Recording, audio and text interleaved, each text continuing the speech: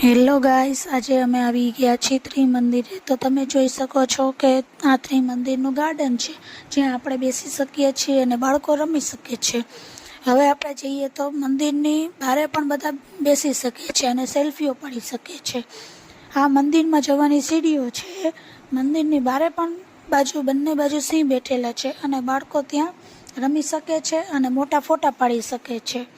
આ મંદિરનો main gate છે, જ્યાં પહેલા સિમંદર સ્વામીજીની મૂર્તિ છે, ડાબી બાજુ જઈએ તો મહાદેવજીની મૂર્તિ છે અને જમણી બાજુ જઈએ તો કૃષ્ણજીની।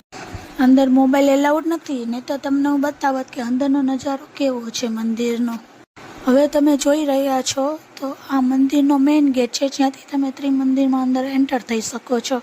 વચ્ચે ચાલવાની જગ્યાઓ છે અને બંને બાજુ ગાર્ડન છે, જેમાં બાળકો રમી પણ શકે છે અને એમાં આપણે મોટા સેલ્ફીઓ બેસી શકી, ગેમ, ટોયઝ આપણે કંઈ બી આપણે રમી શકીએ છીએ।